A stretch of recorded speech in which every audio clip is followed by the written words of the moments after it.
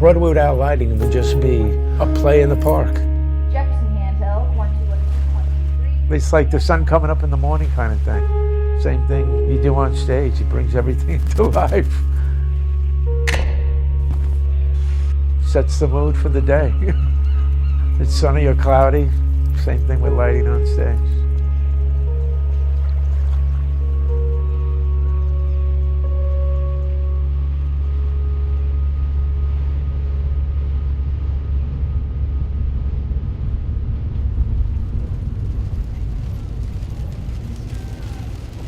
Yeah, I'm leaving the green to go into the jungle of the concrete. We're in the city. Yeah. I know everybody around here. You know, and they all know me. I know everybody on the block and on the block, and the guys parking the cars, the guys in all the diners, the guy in the hot dog stand on the corner, all the cops and firemen. Get out of the street. Get out of the street. Hey, how are you? It's like family. People are like, oh, this guy's a spotlight. Yeah, well, that's what I do during the show. But before the show, I fix anything that's electrical with the show. So we take care of all the lighting, including the sound. You have to keep power to everything, including out in the house, concession stand. So I'm electrician first, spotlight second. Mark, you got the lantern or no? I did. Thank you. Lantern is good. Headlights are good. Headlights are good. Lampposts are good. Lampposts are good.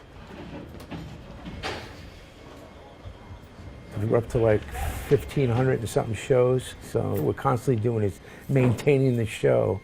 So it's the same show from show 1, show 1549 is the same lighting, same look.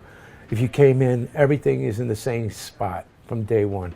Ladies and gentlemen, this is your king. I've been working in the business 40 years. Started in 1980 when I got out of the Air Force. My family's been in the business forever, and you know, it just evolved. Like my son's in the business, he works as an electrician. I've been at Richard Rogers since 94, almost 25 years. Theater has definitely changed since I've gone in the business, especially the creative side of it.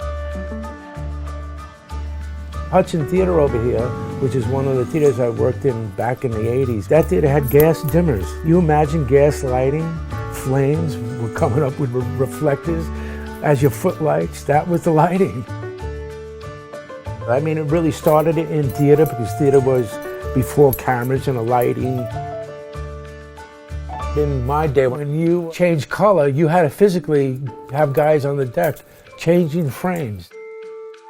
If you wanted a red scene, you had to have, 30 red lights to make the stage red.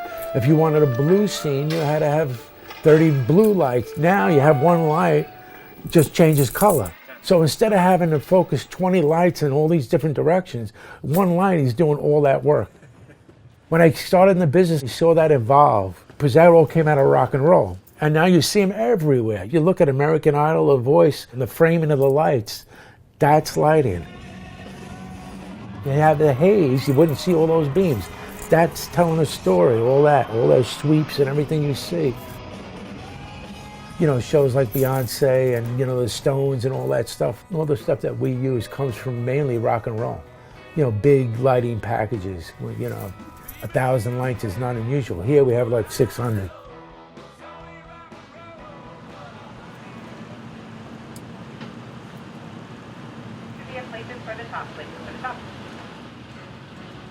The hard part of this business is you get to know people and then they're gone out of your life.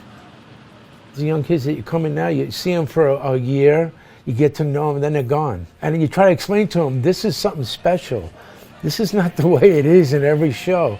Most shows don't last. So you really honor yourself when you're here doing Hamilton is a special thing. It's not normal.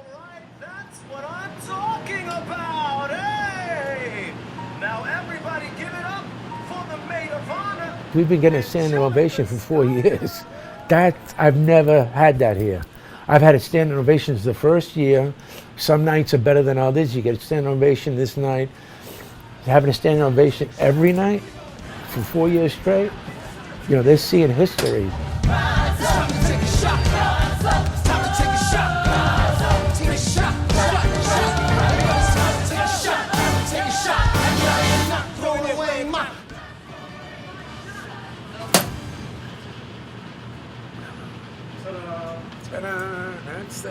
Thanks.